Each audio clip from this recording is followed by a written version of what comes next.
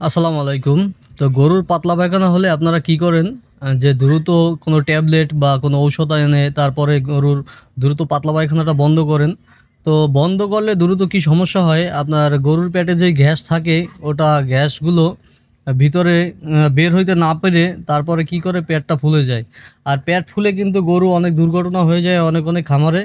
তো সেজন্য আপনারা অবশ্যই করবেন গরুর পেটে যেই গ্যাসটা আছে ওই গ্যাসটা বের করার জন্য আপনার যে এই পাউডারগুলো আছে যেগুলো বায়োগার্ড, আমি বায়োগার্ড দিই কারণ বায়োগার্ডে আমি অনেক ভালো ফলাফল পাই।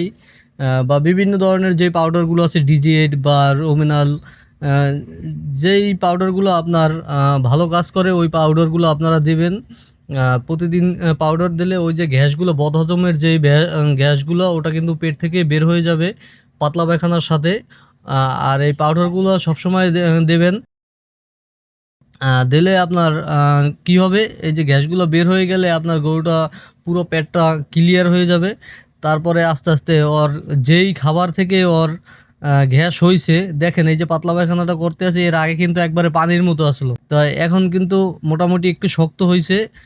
আমি শুধু ওর গ্যাসগুলো যেই বদহজমের ওগুলো কিন্তু বের করার জন্য এই পাউডারগুলো দিয়েছিলাম, এখন কিন্তু মোটামুটি একটু শক্ত হয়েছে। আর আমার যেই খাবারটা থেকে সমস্যা হয়েছে আমি ওই খাবারটা ২ দিন ধরে একেবারেই টোটালি বন্ধ করে দিয়েছি, শুধু খড় খাওয়াইতেছি।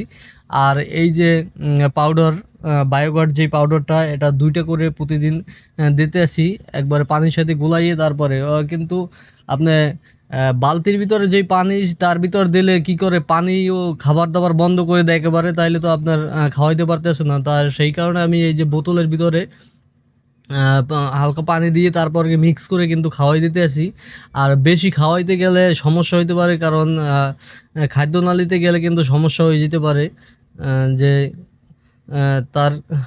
তার জন্য বেশি পরিমাণ পানিও দেওয়া ঠিক হয় না, কারণ যে বোতল দিয়ে পানি খাওয়ানো কিন্তু রিস্ক আছে। আর বোতল দিয়ে পানি খাওয়ানোর সময় অবশ্যই জিভটা ধরে খাওয়াবেন না, যেন ও নিজের ইচ্ছা খেতে পারে। তো সবসময় আপনাদের বলবো যে এই ঘরোয়া পদ্ধতি আছে।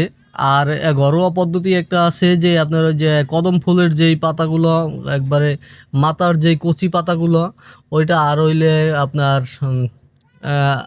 থানকুচি পাতা যেটা, এই দুটো পাতা কিছু পরিমাণে আপনার আহ, ভালো করে বেটে তারপরে তার কিন্তু রস খাওয়াই দিতে পারেন ২-৩ দিন।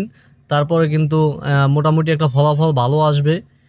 তো আপনাদের অবশ্যই বলবো দ্রুত আপনারা এই যে পাতলা পায়খানা বন্ধ না করে আগে এই ধরনের পদ্ধতি করবেন, কারণ ওর পেটের যত গ্যাস আছে সেগুলো কিন্তু বের করে দিতে হবে। তারপর কিন্তু আপনি অন্য অন্য যদি দেখেন তারপরও না কমে, তাহলে কিন্তু আপনি ভালো একজন অভিজ্ঞ ডাক্তার শরণাপন্ন হইতে হবে আপনাদের।